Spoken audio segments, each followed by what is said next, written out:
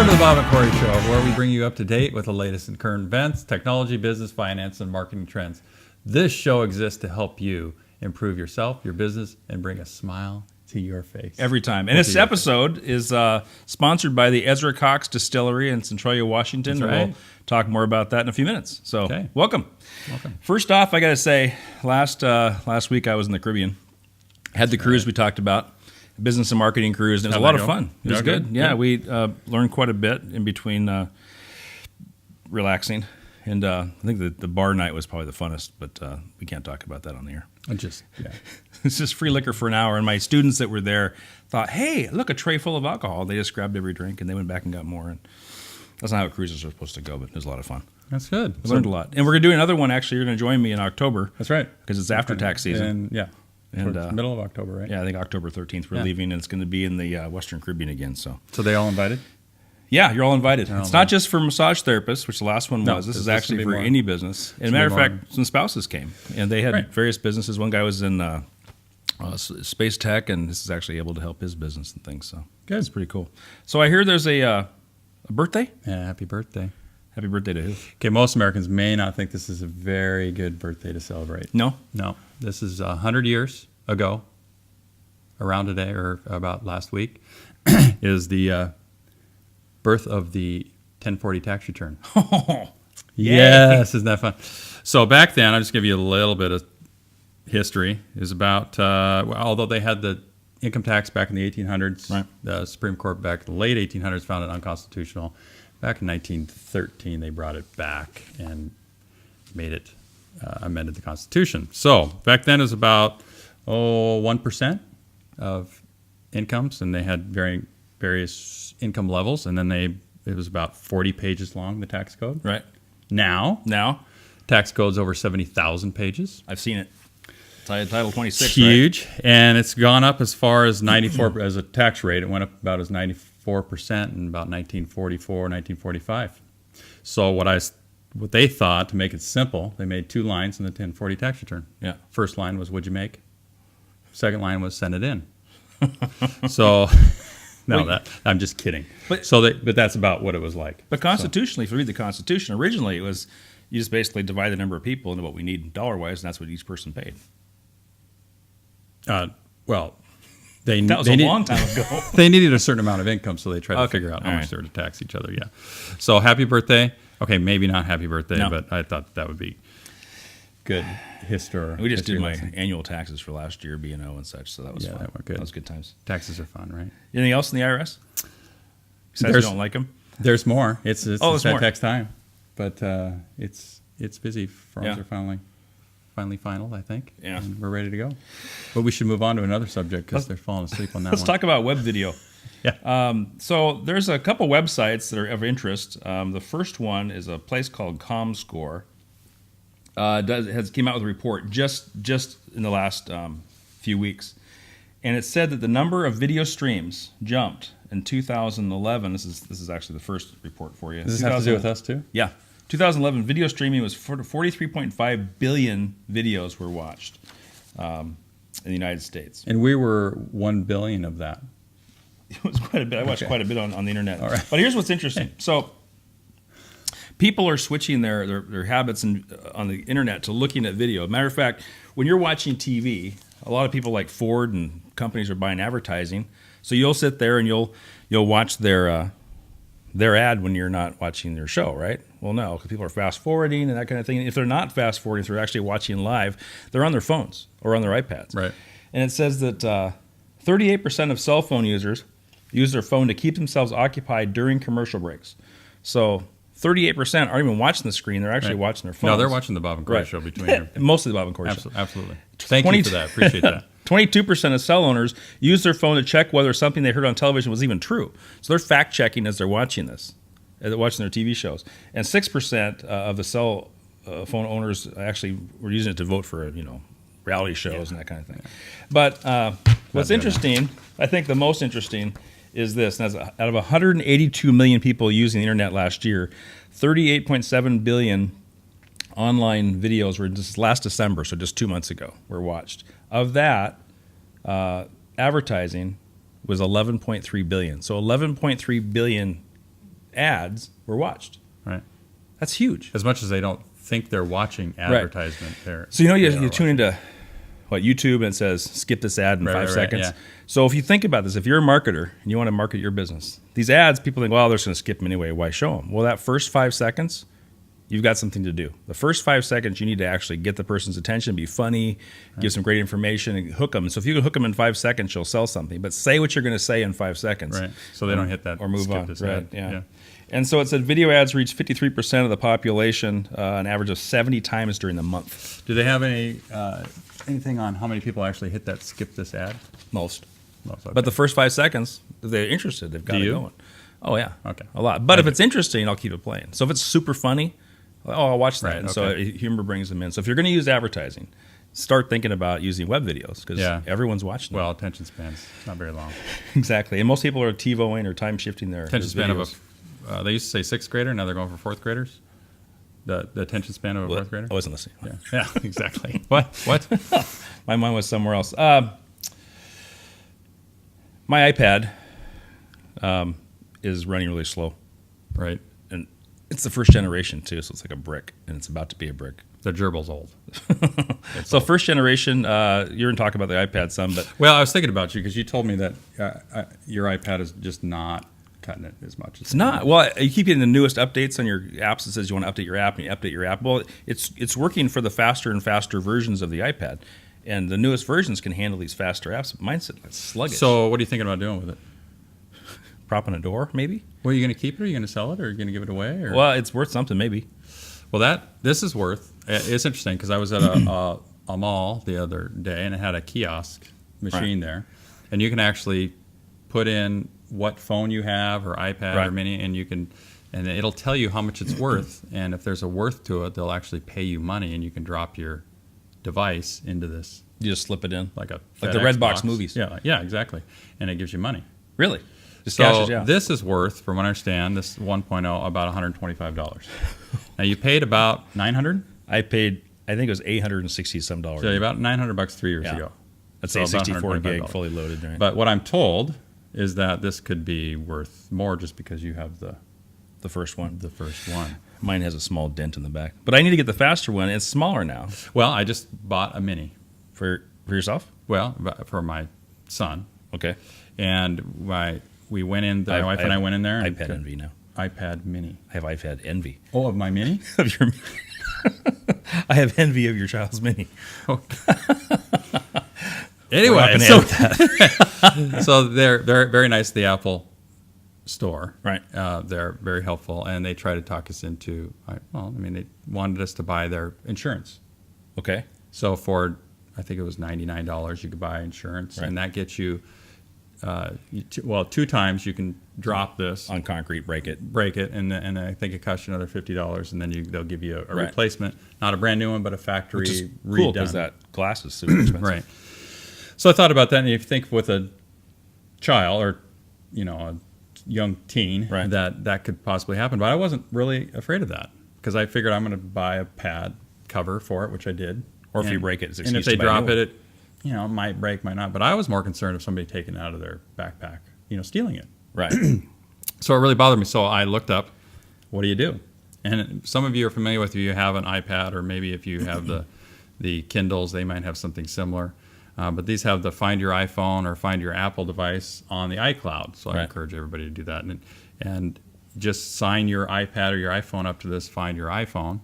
And if you lose it, you can actually try to locate it from at home. Right. GPS, it's cool. And I thought, well, that's great, but, that gets you in the vicinity, gets you kind of close, but doesn't tell you exactly where it is. Right. So that still kind of bothered me. I thought, is there anything out there? What happens if I, lose it within 100 feet or 50 feet or whatever? Yeah. Well, they have this, what's called a sticker that you can stick on the back of this or your phone or your back of your device. Yeah. And if you lose it, so you could use the Find My iPhone to give you the location.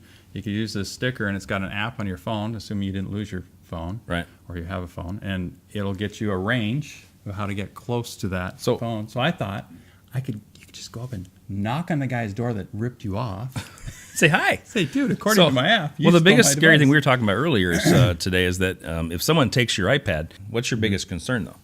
My biggest concern is content, that they get the content. of Right. it. And those of you who have an iPad or iPhone or any phone, if you don't put that security code in so people can't get into your phone or your iPad or your iPad mini, that's crazy. You got to do it. I know it's convenient to just slide the bar and just open it up, but you got to do that. Do you use it where it says, should I remember this password? Like, Yeah, on then your you can bank say, site? if you don't remember it 10 times, it'll erase your content, your data. Right. So there's been some times, it's been 5 or 6 times, I've panicked a little bit because Where I'm it's in like, a hurry. what's my number? I did that today.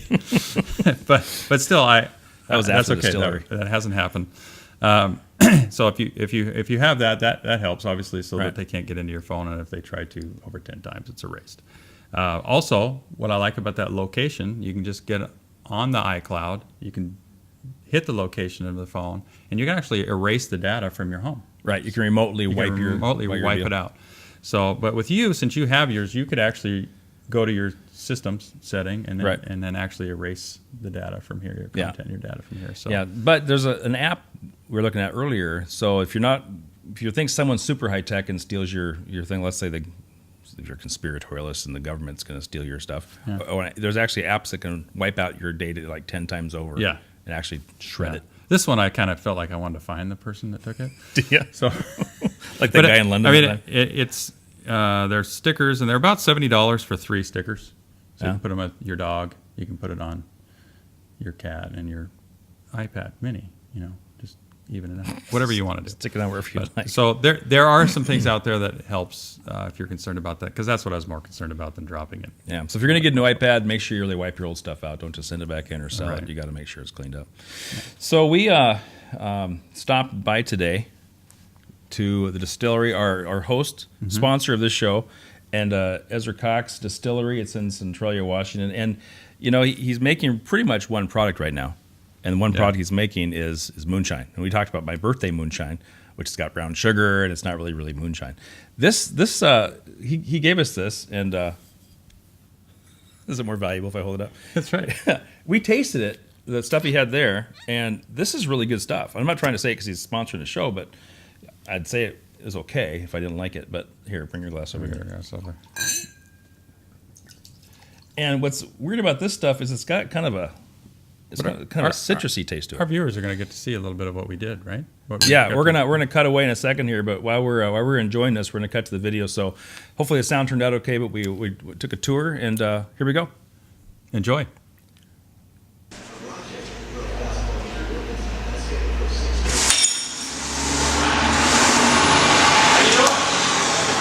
So you're Ezra. Yeah. Nice to meet you, Bob Cory. You have a distillery. Yes, indeed. So you sell one product, moonshine. What is that? I do what we call moonshine. It's actually unaged single malt whiskey, in fact, is what it is. I call it moonshine because it's clear, so it's whiskey, but it doesn't taste like any whiskey you've ever had before. It doesn't look like any whiskey you've ever had before. So does it need to age or anything? It literally is single malt. It's Scotch, essentially. In every respect, the process ingredients I always make Scotch. So you're a brewer by trade. Yeah, I ran a microbrewery for 12 years. Oh, cool. So that's, essentially when you're running a distillery, especially if you're making products from malt, I'm running a brewery, basically, with the addition of that last big step, which is the distillation. So I still have to process barley, ferment, like I always did, blah, blah, blah. I just took me a couple years to learn how to distill and do that last big. Yeah, we'd love to taste this stuff, but tell us how the laws changed. Because I know that, Corey, you've got a distillery up in Gig Harbor up there, and there's a bunch of them suddenly. There is. I mean, it's outrageous. I mean, I could quote you today the number of licenses there are in Washington State will probably change since I looked last year, a week ago or whatever. Last time I looked it was 67, so we're probably at 69, 70, whatever at this point. Not all of those may be in operation at this point, but they tend to be operational probably 30 plus, maybe 40. So Well, I went to a bar in Olympia called Swing Bar, and they made something called a Corpse Reviver, and it has absinthe, which was made in Washington State. And I thought, absinthe, of course, it doesn't have a woman in it. true. So you're not quite so crazy after drinking it. But what law changed to make you guys able to make this stuff? In 2008, the state of Washington drafted and created a new law that didn't exist before. So between Prohibition in 2008, this didn't exist at all. This was not possible. And I can tell you the medium term story of how that all developed. Yeah. Yeah, 2008, the law came about, and then all of a sudden, guys like me, actually in '07, I had left my brewing position with the intention of building a brewery down here. Yeah. Went into the planning stages of that, and then '08 here comes this law, and I thought to myself, this is it. Of course, other people did as well, and I had to change gears here. Well, who's your customer? I mean, what's typical customer? I operate as a Washington State craft distillery. That's really what the new, for the most part, what the new law is about, which puts me on par with the small wineries. So at this point, my customer base is right out the front door. And what the craft distillery law allows me to do, like I said, it's kind of a small winery setup, like you guys saw. You know, I've got a retail storefront on a business street. You can walk in, and I've got a comfortable, attractive tasting room. And what you guys are doing right now is what I do every day. People walk into the bar, they take a look and go, wow, you know, this is a distillery. You know, you gotta be kidding me. I give you a free sample of the product, you taste it, we talk about distilling, we talk about the product. If you like, you got time, you're welcome to come back. Are we done talking? Are we ready? Let's drink. Are we ready to taste it? Sample. We're gonna sample. So, someone told me that it's a 50% tax, whatever you sell it for, I add 50% plus state sales tax? Yeah, the tax structure's Because it's different for you, isn't it, than it is for me going to the Safeway and buying some booze? kind of. It's extremely complicated, as you can imagine. 50% is a good way to look in terms of, for instance, in our case, this bottle, it's a $28 bottle by the time all taxes are included and everything. I get about half that, you know, whatever the distillery gets about half. Right. About half of that is tax between the feds. So you gotta save that money and actually give it to the government. Absolutely. Yeah. And you better have it when it's due because, Yeah. this is all about the revenue. Well, you're the tax guy. Yeah. I may or may not. Don't mess with the department. Absolutely not. The Department of Revenue, Washington State is metered than the IRS. That's what I'm They know what they're doing, you know. Don't tell the IRS. Don't tell the IRS. No, they know what they're doing. This is all about revenue for them. As long as I'm making revenue for them, they're perfect. Okay, so there's something that you want the typical customer to do before they taste it? For sure, I would strongly suggest sipping and not shooting because Do you want it to smell like a wine or anything? Yeah, for sure. It's got My hair's gonna grow back. Watch it. That's not gonna. only if we rub it in there. No, it's got a ton of aroma, and you know, yeah, it's about 50-50. People, if I don't catch them, you know, they want to shoot it. That's and good. they're gonna lose it, but yeah, It's not like your bourbon. It's got Mouth a little bit, or just you want- definitely get the taste, and you know, just get it on your tongue, you know, because you know, it's got Is this a It's got a citrus thing going on. Is this a rye or is this a This is 100% malted barley. multiple? Which again, going back to the Scotch thing, again, everything I do is really based on Scotch tradition. Oh, it is, okay, And that's what the Scotch are known for. I'm imagining the citrus thing. No, not at all. You know, and it depends on who you ask, but it's got a lot of things going on, fruit and maybe citrus. So your elbow drops some oranges in my eyes. Oh, sorry. That's right. And you've also got a whiskey back there, so you make just that, or what else? Well, you know, this is, again, I call it moonshine. It's Right. an unaged whiskey. It is single malt whiskey, it's just never been. But that one's brown. Yeah, so the ultimate, that's an example of where we're headed. Oh, okay. The ultimate example, or the ultimate expression of this single malt is, of course, aged traditionally, just like Yeah. real whiskey would be, and we are working on that right now. So. Cool. Did the bio barrels. And that comes out when it's Proof old of enough. subject. About 80 proof. Yeah, this is, we bought it at 80 proof. Well, let's take a look at where you make it. Okay, let's do it. So you've got, it's a pretty small process then. Yeah, it doesn't really require a whole lot. I mean, you know, essentially what you're looking at is a mash tun where I process the grain itself, and then this is the still. How long does it take you to make a batch? How much you put the stuff in there? What's that? A batch? Well, a batch process here, you're looking at probably 3 weeks to a month. Okay. Start to finish, because the majority of that time is time to fermenter. And because you're not going to barrels, it goes right in the bottles at that point? In this case, yeah, I do tend to age it as long as I can, even Yeah. though it's not barrel aged. But sometimes, you know. That was really smooth though. I mean, that was, That's the two things I primarily hear when I taste even people that aren't accustomed to drinking hard alcohol at all, is one, it's got a lot of flavor aroma that they Yeah. didn't expect, but is very smooth. so he could tell you don't drink.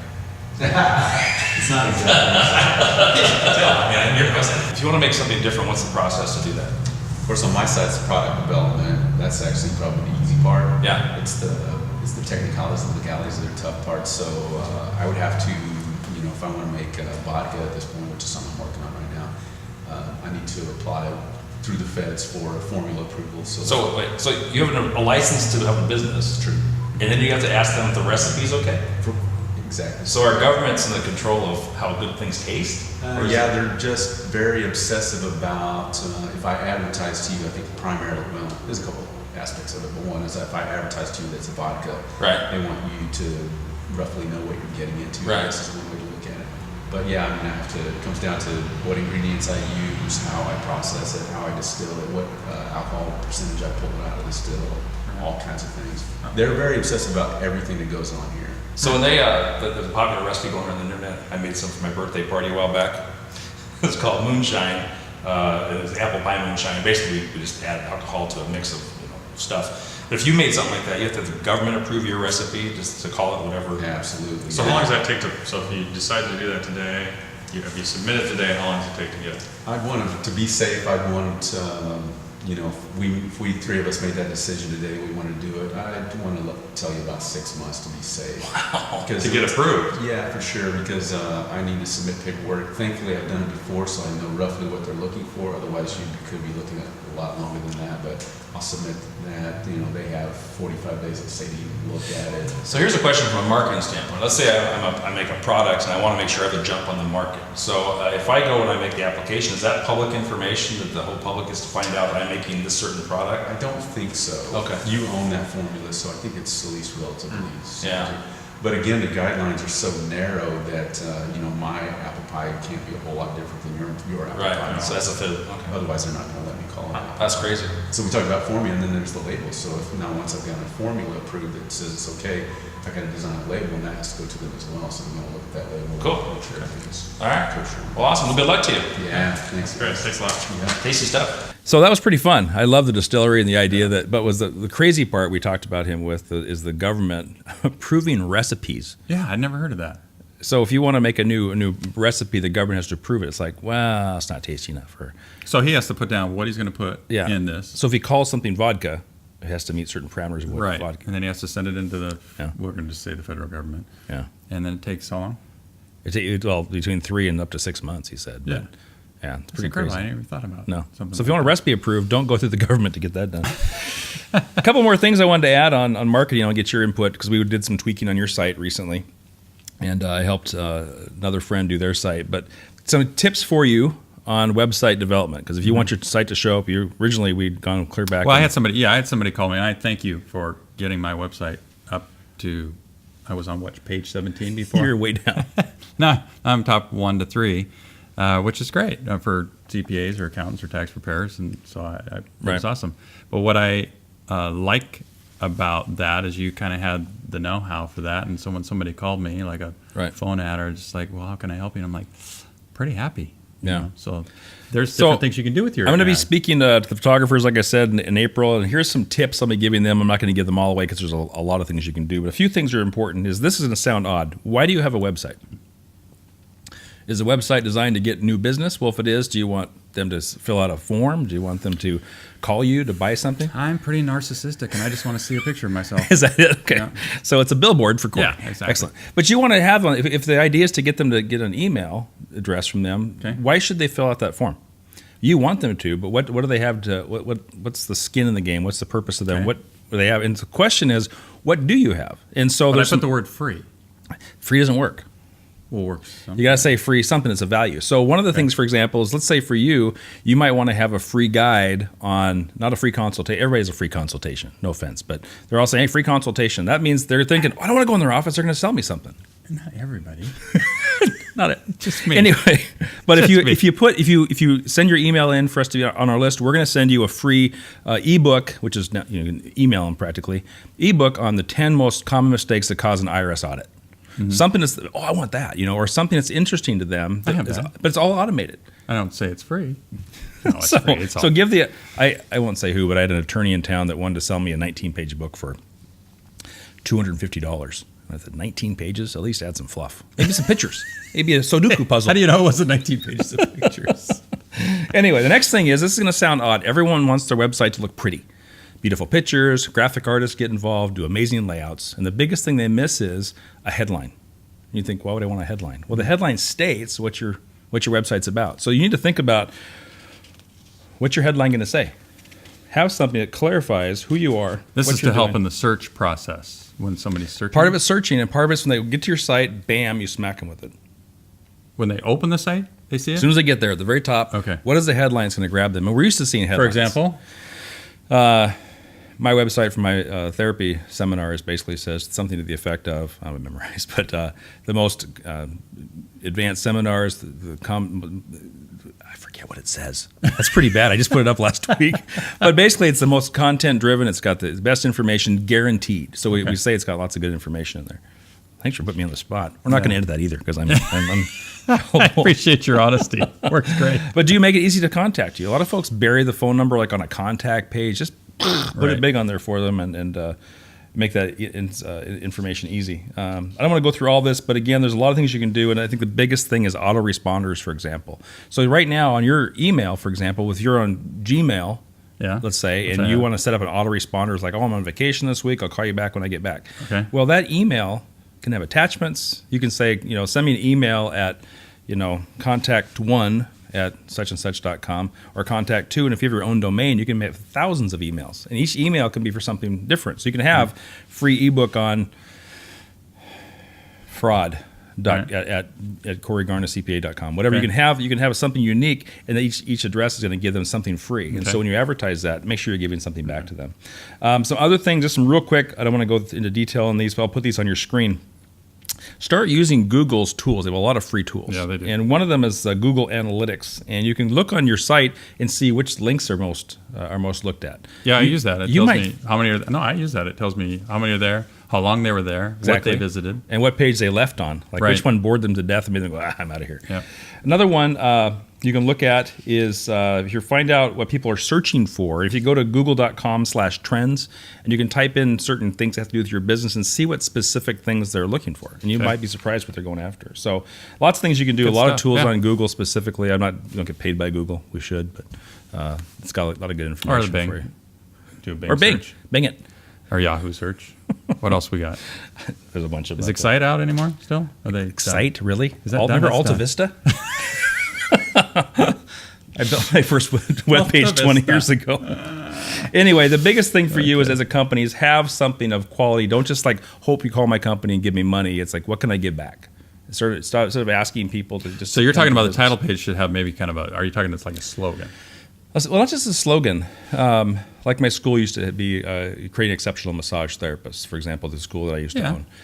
That's a slogan, but something of a headline is, we are doing this, and it's longer. Maybe it's a sentence and a half, you have a period at the end of the second. So you've got a headline coming from mine, something that you've already developed for me? Not yet. We'll talk about that. I appreciate you getting right on that. But he's got his face on there, and there's like light ending into his head. Hey, you got the same thing. So anyway, angelic lots of detailed information. Hope you enjoy our sponsor spot. And if there's still alcohol in that bottle, we'll have the sponsor back soon. It's excellent. So, it was very, all right. Well, have a good time. Right. Nice talking to you. Cheers. Thanks for showing by. Bye-bye. Stopping by. Coming by. We haven't drinking too much this time.